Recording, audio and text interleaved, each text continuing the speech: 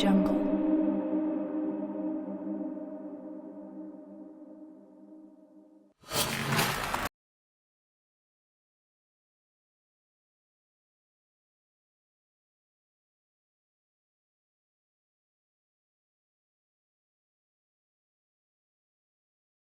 MD CAT and MBBS students, आज आप लोगों के लिए मैं एक गुड न्यूज लेकर आया हूं, क्योंकि बिगेस्ट चैलेंज जो एमडी कैट के बाद होता है वो ये होता है कि हमारे एमबीबीएस की फी कौन पे करेगा। तो मैं आपके लिए लेके आया जी डॉक्टर हमजा अशरफ स्कॉलरशिप, जो कि मैं चूज करूंगा 20 to 25 ऐसे स्टूडेंट्स जो कि डिजर्विंग होंगे और उनके मार्क्स 180 प्लस होंगे और उन्होंने वो सारे के सारे कोर्सेज यूज किए होंगे एमडी कैट के अंदर, जो मैं उनको रिकमेंड करता हूँ। तो अगर आप भी वो स्टूडेंट हैं तो आपको डिस्क्रिप्शन में जो लिंक मिल जाएगा इस पे फिल करें अपना फॉर्म, और अगर आप एलिजिबिलिटी क्राइटेरिया में फॉल करेंगे तो जो आपके एमबीबीएस फर्स्ट ईयर की जो फी होगी वो मैं और मेरी टीम आपकी पे करेगी। तो याद रखिएगा, भाई हमेशा हाजिर था और हमेशा हाजिर रहेगा, not only just in MD CAT but as well as during the MBBS. आप लोग जाकर डिस्क्रिप्शन में फॉर्म फिल करें और एलिजिबिलिटी क्राइटेरिया को देखें, जो कि मेरी स्कॉलरशिप के लिए मस्ट है।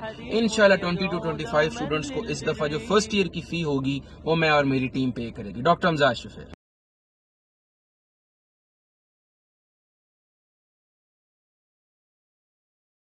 How to cover complete MD CAT syllabus in less than 2 months। काफ़ी ज़्यादा सारे ऐसे बच्चे हैं जो अनफॉर्चुनेटली किसी वजह से, चाहे वो ए लेवल्स थे या फिर वो अपने एग्ज़ाम्स को रिपीट कर रहे थे, प्रैक्टिकल्स की तैयारी कर रहे थे, वो अपने एमडी कैट की तैयारी सही से नहीं कर पाए और अब टाइम रह गया है जी लेस देन 2 months। तो हमारी प्रिपरेशन स्ट्रैटेजी क्या होनी चाहिए? अगर आप पहले से अपने एग्ज़ाम की तैयारी कर रहे हैं तब भी ये वीडियो आपके लिए इंपॉर्टेंट है, और अगर आपने अभी शुरू करनी है तब भी आपने इस वीडियो को एंड तक देखना है। मैंने बड़ी डिटेल से रात को सोचा कि जो मुझे बच्चे इस तरह के मैसेजेस कर रहे हैं उनको मैं प्रेपरेशन स्ट्रैटेजी के बारे में कैसे गाइड करूं। तो मैं आपको सिर्फ एक ही बात करूंगा जी, कि आपकी जो मैराथन रेस लगी हुई है ना, उसमें आधे बच्चे पहले आपसे आगे निकल चुके हैं। अब आपने इतनी स्पीड रखनी है कि आपने उन बच्चों के साथ पहले मैच करना है और फिर उनको क्रॉस करके आगे जाना है।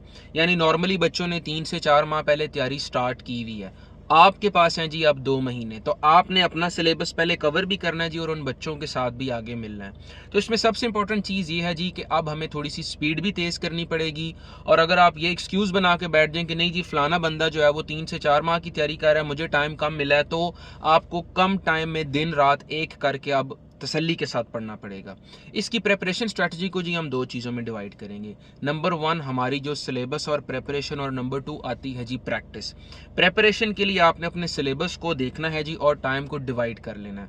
2 माह में से 1 माह जो है वो आपका प्रेपरेशन का होना चाहिए और 1 माह आपकी कंप्लीट प्रैक्टिस का होना चाहिए, क्योंकि प्रैक्टिस बहुत ज़रूरी है। सिर्फ किताबें पढ़ने से आपका एमडी कैट जो है वो एग्ज़ाम टॉप नहीं हो सकता। पढ़ने की तरीकाकार इस तरह है जी कि आप सबसे पहले अगर किसी एकेडमी में जा रहे हैं या ऑनलाइन जो रिसोर्स आप लोग पढ़ रहे हैं, आप सबसे पहले उसका लेक्चर लें जी, आके अपनी किताब पढ़ें, अपना चैप्टर कंप्लीट करें। उसके बाद जो उसके टॉपिक वाइज जो एमसीक्यूज़ हैं और जो पास्ट पेपर के एमसीक्यूज़ हैं वो करें, उनको उस किताब पे नोट डाउन करें और आपका वो जो टॉपिक है वो कंप्लीट हो जाएगा। सेकंड स्टेप के अंदर आपने जो है वो इसी तरह दूसरा अपना चैप्टर तैयार करना है, इसी तरह तीसरा चैप्टर तैयार करना है।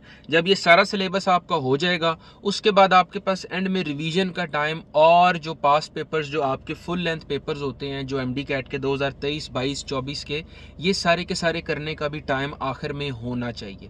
तो कोशिश करें कि 1 से 1.5 माह के अंदर अपने इस काम को इतना आप लोग स्पीडीली कर लें कि एंड पे जब आप लोगों के पास जो 15 से 20 दिन हो, उसमें आप लोगों ने अपने सारे सिलेबस को रिवाइज भी करना है जी।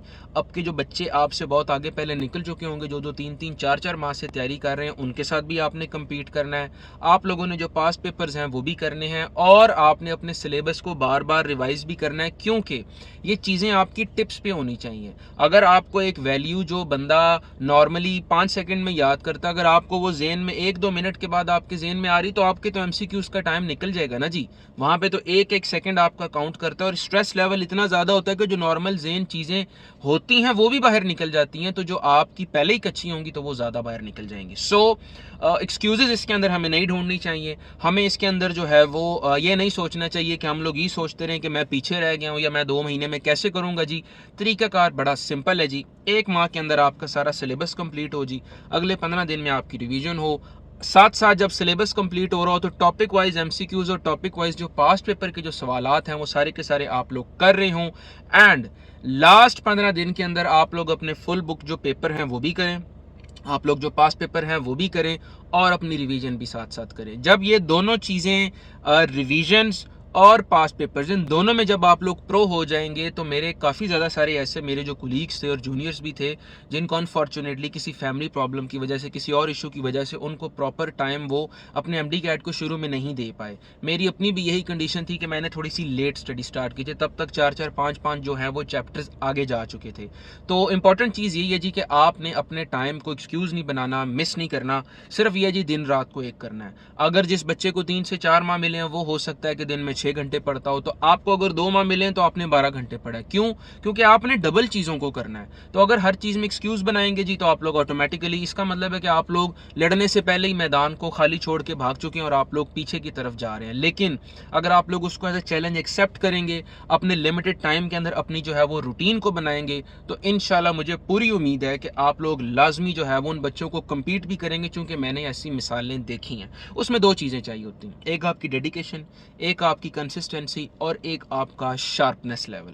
अगर आपका माइंड भी रिसेप्टिव है, अगर आपने 2 साल अच्छे से पढ़ा हुआ है, अगर आपकी जो है वो डेडिकेशन भी है और आप लोग डिटर्मिंड है कि नहीं यार मैंने करना है, मुझे कोई एक्सक्यूज़ नहीं चाहिए, मैं डिटर्मिंड हो के सारी की सारी जो डॉक्टर हमजा की गाइडेंस वीडियोज़ है वो देख के मैंने सारे के सारे सिलेबस की तैयारी भी करनी है, मैंने रिवीजन भी करनी है, मैंने पास पेपर्स की बुक भी करनी है, मैंने सब कुछ करना है, तो इंशाल्लाह अल्लाह के हुक्म से मुझे पूरी उम्मीद है कि ऐसे हो नहीं सकता कि आप लोग जो हैं वो ना कम्पीट करें। टाइम को एक्सक्यूज़ नहीं बनाना जी, कम टाइम के अंदर भी चीज़ें हो सकती हैं, जिसका मैंने लेआउट आपके सामने रख दिया है। And best of luck for your exam and I will be waiting for you all in king Edward medical university. Thank you so much.